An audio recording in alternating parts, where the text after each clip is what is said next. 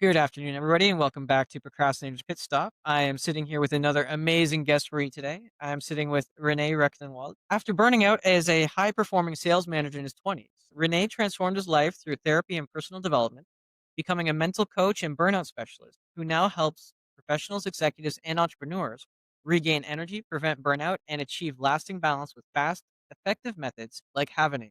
Renee, welcome to the show. Thank you, Chris. Thanks for having me. Well, we're very happy to have you here. We've got a lot of interesting ground we can cover for sure. Before we dive into it, we do like to have an icebreaker on this show. And the question for you today is which cartoon character do you resonate with the most and why? Awesome question. Really like that one. Before I answer to that, thank you for creating the space for such meaningful conversations. It really means a lot. And for me, I would say Batman because of the double life, strong on the outside, but really deeply reflective on the inside. I like that. I like that one. Awesome. So, so just sliding into it with a little bit of an easy one here. How do you define procrastination and what does it mean to you personally?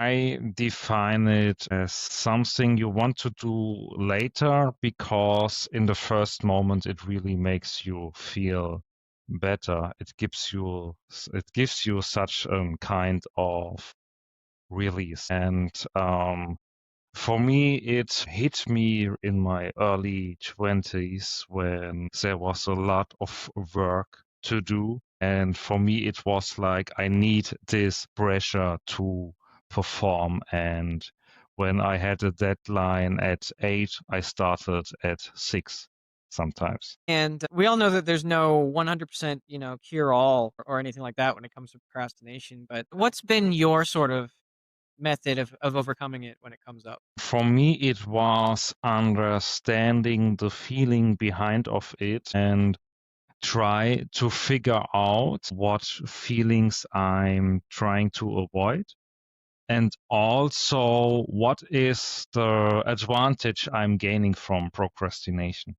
the hidden advantage to say so. And what normally is that hidden advantage? Did you I didn't find it, but on an emotional side of you, it is some kind of, it gives you more time to think about it and to figure out a much more better solutions than you are currently working on. I like that. I like that. We're one of the interesting things is that you work with burnout and stress and I always have this chicken and egg kind of discussion with myself is that, you know, does the Mhm. burnout and overwhelm and stress, does it cause the procrastination or does the procrastination cause the burnout and the stress and the overwhelm? What's your take? Interesting one because for me, burnout and procrastination are not the opposite. For me, they often feed each other in some kind of toxic cycle. So one can cause the other for me. No, that's right. I mean, and it shows up differently for everyone as well, right? Why don't you tell us about Havening? I mean, it's the first time I'd come across it, and I'd be interested in learning a little bit more about the Havening. Yeah, it's totally built on neuroscience. So it's also called havening touch because when you are rubbing your face or your arms in your brain, you create delta waves. So these are the waves creating when you are um, so this is also the reason you shouldn't watch TV 2 hours before bedtime, so that your body has the capability to produce as much of delta waves as possible. And what it does, it eliminates the emotional pain to your traumatic events. And so it's a method of self-soothing then to get yourself into a relaxed state to self-regulate. Is that sort of the idea? That's one of the use cases, absolutely, yes. But you also can use it with a coach at your side to really go deep. For example, when you don't have this one event that gives you negative emotions, more when you have some kind of different events over a long time. For example, a toxic boss who is always stressing you out. You can get rid of the emotions that are in connection to these kind of events. Well, I mean, they do say that, emotions are energy in motion and that most of them should only really last about 90 seconds if we don't feed them, but we do tend to feed them. From your perspective, what makes it so, I guess, difficult to let those emotions go? For me, it's not just the emotions, but also the behavior you learn through the emotions. Like, yeah, you also learned how to open your door, your front door, right? And also, how you learn these kind of things, you can also learn negative behavior. And this is what it makes it so hard to break it because it's learned and deeply connected. But any behavior, whether perceived, negative or positive, at the end of the day, it's in a haphazard way, it's designed to keep us safe or to fulfill some need, though, correct? I mean, we're not purposefully sabotaging ourselves. Right. There's always, yeah, some something positive behind it because, as you mentioned, it tries to protect us from something, even if we are sabotaging ourselves, because that's the world we know we live in. So for our internal system, it feels safe to stay there. And I know this is going to be a huge question, but I'm just curious. In your opinion, where's the vast majority of burnout coming from today? It's a tough one. Let me think about it. From my point of view, it comes from not living your values. And what do you mean by not living by your? When you are not setting boundaries, healthy boundaries in your personal life and also at your job, and you're just functioning, and you say yes to everyone, and with every yes to everyone, you're saying no to yourself. When you say yes to everybody, you're saying no to yourself. Right. I like that because a lot of us we don't really think about ourselves, right? We don't think. I don't know if it's because we don't think there's a value to it, or society just tells us that if something doesn't have a dollar value to it, we don't. It's not worth doing. What do you think the case may be there? Yeah, the dollar value, but also if you look on social media, everybody seems to have a perfect life, and you are the only person who doesn't have one. So it's really easy to feel frustrated and sad nowadays. And also, there was a lot of things going on through the last 2 years, the war, the virus. It's really easy nowadays to feel threatened and sad. And it's interesting you brought up social media because it's supposed to keep us connected, supposed to keep us, I guess, informed. But where do you stand on how useful it is now in those regards? Personally, I find it really useful because without social media, we both would have never met. But on the other side, you really have to think about how you want to use it and what things you would like to watch. For example, I don't know if you know this kind of thing. But for me, I sometimes open TikTok or Instagram, and a few seconds later, I'm on Facebook watching Reels, and then I'm watching YouTube Shorts. And after 2 minutes, I'm wondering what app I'm currently using and why. And I don't recognize that I'm jumping from app to app. Interesting. Well, I mean, it is true that these apps are designed to keep you engaged and on the platform as long as possible, right? But do you think that they have a responsibility to, like Australia just did, right? They banned social media for anyone under the age of 16. Do you think that's an over exaggeration, or do you think that they did the right thing? Interesting because when you avoid something completely, how should you learn how to handle it, right? So avoidance for me is not the solution. It's the easiest one, maybe at first, but what will happen after 16? Then you have access to all these kind of media, and you don't know what to do or how to use its point of view. It's really overwhelming at once. And you hit on a good point. Burnout and stress is a lot attributed to overwhelm. I mean, I had this discussion with my wife constantly because we say, our daughter's overwhelmed with things. She's like, "Oh, she's got nothing to do. She's just got to go to school." Like, yes, I understand that, but Yeah. she not only has to deal with the things that we dealt with when we went to school.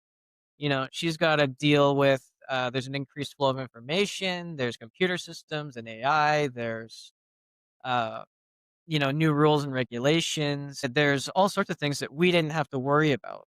So, how do you kind of filter that information in ways to not be overwhelmed by all of it at once? Interesting one, because I don't know if it's true, but there is this saying that an adult back then had less stress than a student has today. And what I did personally, I built some filters on in my smartphone. So after 45 minutes straight on social media, I get kicked out and I can't log on for about 20 minutes. And this really helps a lot. I love that. Is that an app or is that just a setting on your phone?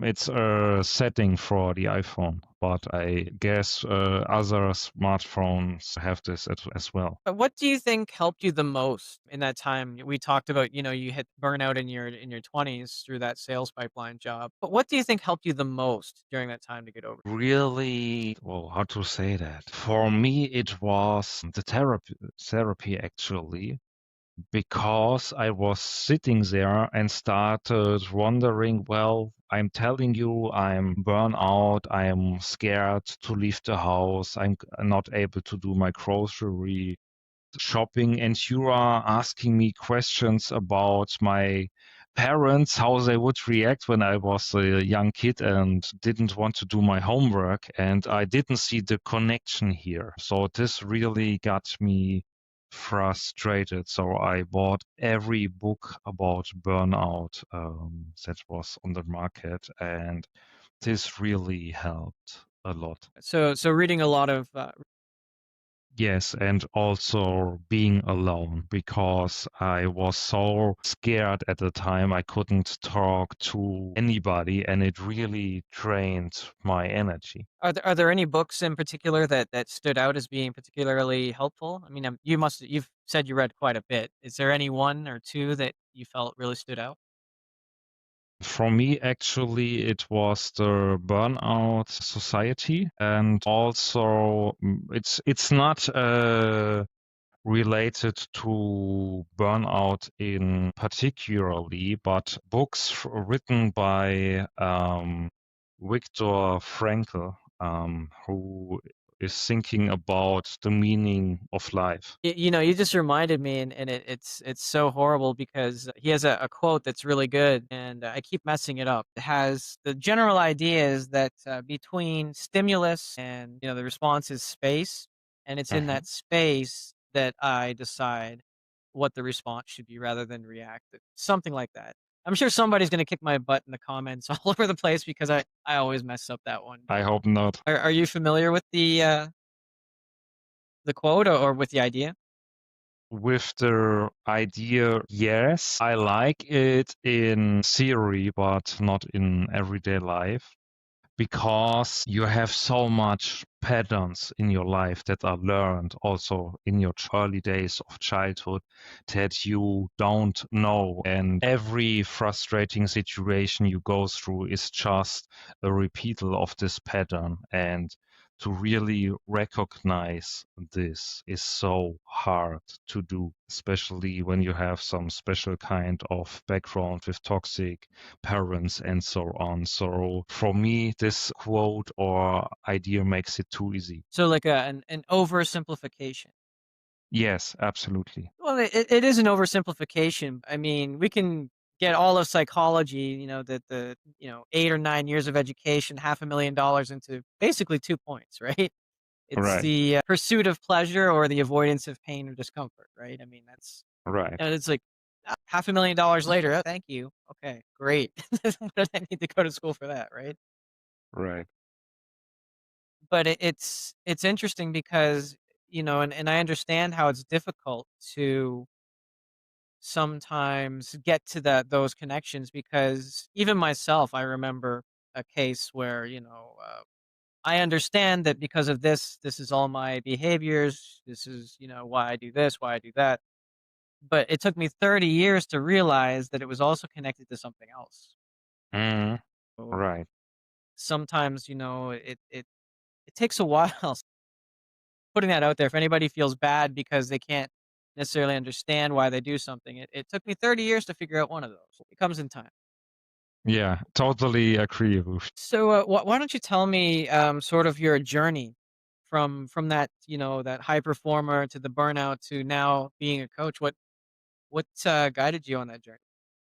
Interesting because I never wanted to be a coach at first. So my passion really found me. I didn't find my passion. In those early days, it was like I came home exhausted, and I remember one day, especially because for me, it was like, hey, just sit down for a moment and relax. And the next thing I knew was I woke up in the morning with my suit still on, also my shoes. Totally crazy. And between that and today, there is a lot of years working on myself, a lot of studying, education. And when I was at sales, I started training new employees in cold calling.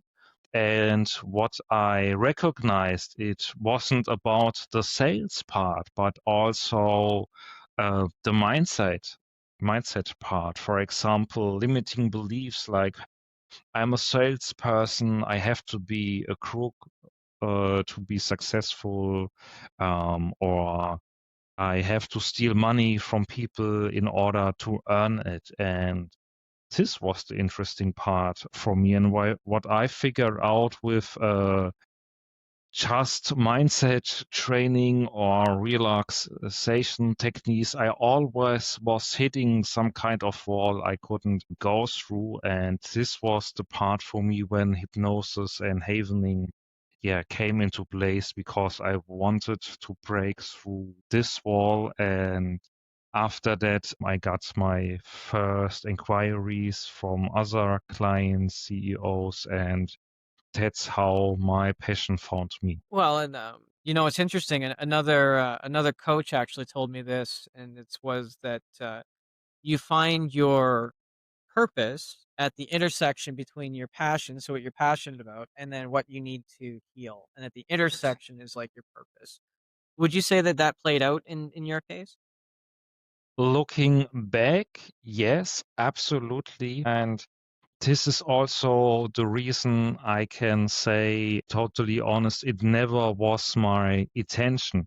Because this is also a phenomenon you may know. There are coaches out there that are using their clients for their own healing journey. And when you listen to them as a coach, you feel like, hey, why do you teach this kind of stuff you haven't healed by yourself? Well, I mean that's it's a very interesting topic, right? I mean, you know, but by the same token, we shouldn't have alcoholics treat, alcoholics, but in actuality, they are the ones that should be helping because you can go through 20 years of school and sure, you're going to have all the words to describe it. You're going to have all the words to understand, quote unquote understand it, right? But if you haven't lived it, then how are you going to know which way to go? I guess is the question. Right. But you can be a good coach, but that doesn't make you a mentor. For example, Jose Mourinho, the famous soccer coach, he never played soccer, but he won the Champions League several times with his teams. Yeah, so there's an interesting subset of that. And just because you're a good soccer player doesn't mean you'd be a good coach, and just because you're a good coach doesn't mean you'd be a good soccer player. Mm, It's an interesting little bit there, isn't it? yeah, I think you really have to differentiate between coaching or mentoring.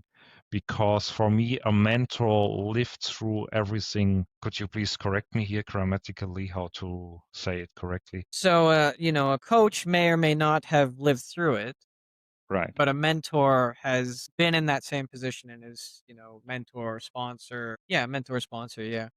Yeah. But you know what they say with coaching, right? A good coach gives good advice, a bad coach gives bad advice, Mm, an excellent coach gives excellent advice, but a master coach gives no advice.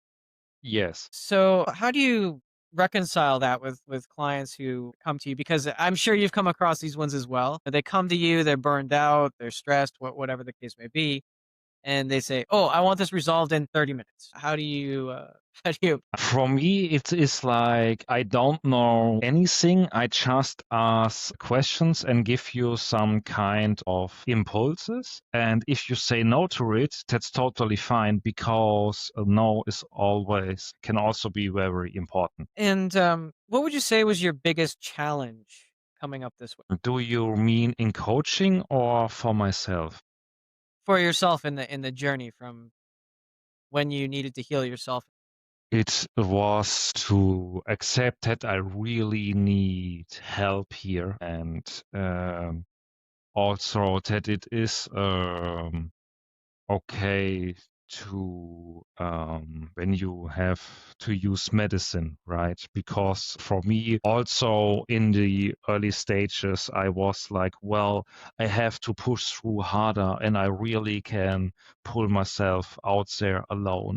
Need no body. And for me, I really felt ashamed to ask for help and to really use help from other people. Yeah, that's a tough one. A lot of us go through the same thing. I mean, there's that stigma, oh, if you ask for help, you're weak or you can't do it. But I mean, that's not the case. But let me ask you, I mean, I had my own sort of mechanisms to get over this myself, but what worked for you to be able to ask people for help?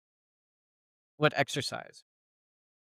To be honest, totally honest here, nothing worked for me, but the pain was too much. You have to imagine, mentioned earlier, I wasn't able to do grocery shopping, right?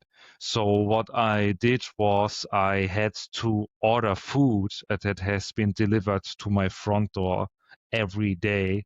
So I just had to open my front door to get something to eat, right? So, and let's be honest here, what do you order? You don't order healthy food, you order pizza, burger, right? So this really got me upset and frustrated. And one day the frustration became so high that I said to myself, I really have to talk to some kind of therapist to get help here. Well, it's a good thing you did because now you're out there and you're sharing, this knowledge and with the rest of the world. Really, that is the purpose behind everything, to heal ourselves so we can heal others.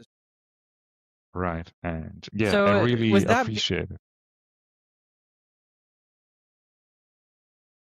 that being said, where do you see yourself in the future now? In say 5 years? I really want to put my out there on stages to really talk to huge audiences because I like one-on-one coaching and training, but I really want to reach the masses because our world is getting faster and faster, and I see burnout on the rise, and I don't know where burnout should stop, especially with AI. I really enjoy it. In our first meeting, we discussed it a lot, but I also see a lot of threats for jobs and for people. And I think this is also something that is making the world a bit more scarier than it is today. Yeah, it's interesting because there's lots of burnout in schools now. I don't know if you've experienced it over there, but Mm, over here, we've got lots of students halfway through their, creative writing degrees, journalism degrees. They've got 2 years left. even coding and design. They've got 2 years left and the comments are, "Well, what am I gonna do when I get out?" And Right. what's funny though is that this isn't something that's new. Mm, I mean, we faced the same issues back in the 90s, back in the 2000s, you know? We had many people in New York who were programmers or doctors, and they were driving taxi cabs. I mean, and this was back in the 90s. So, I mean, mm, it's not necessarily a new thing, but, it's definitely where now instead of just, like, the arts degrees, now the science degrees are feeling the same sort of push. It's interesting, something that we have to be aware of and have to deal with.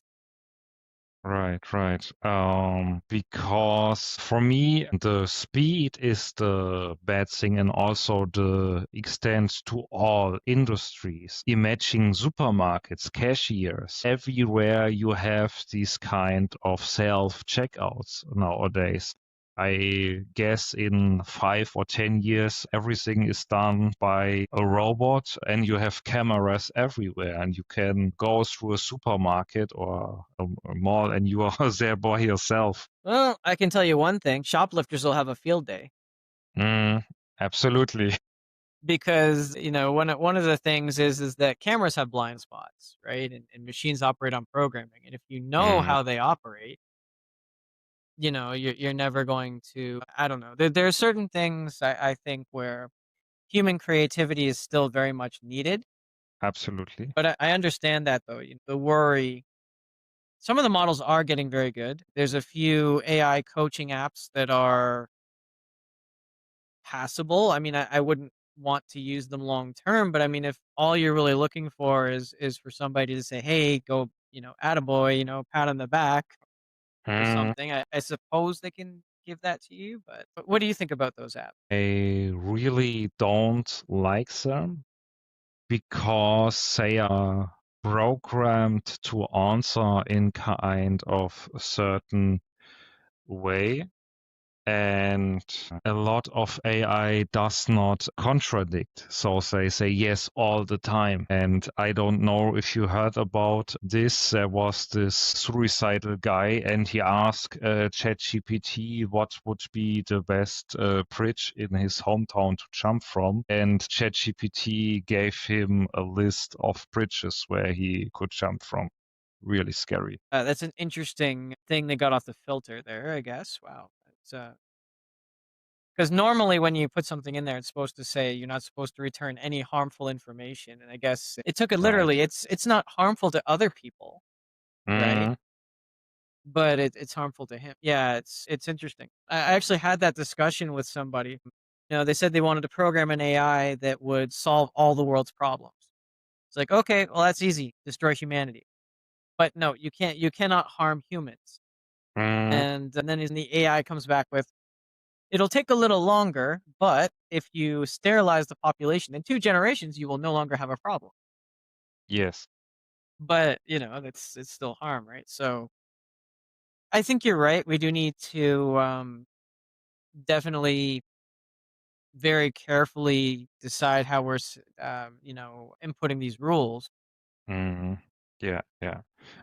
but it's And something. yeah, and also what I want to add here, AI maybe tells you what you need, but what is missing is this kind of feeling that somebody is actually here for you, taking care and listening to you. And I think this is a huge aspect you shouldn't ignore. Yes, the, bedside manner, I guess you could call it, right? Mm. Empathy.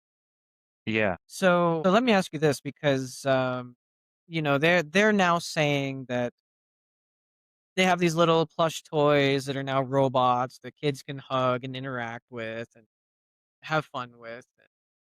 I'm worried about this myself because, who's going to want to hang out with a real person if you've got those little bots? Do you think do you think that we're in danger of that becoming the norm if we sort of say that's the norm where we're okay with our kids playing with these, toys and robots and those friends rather than having human friends?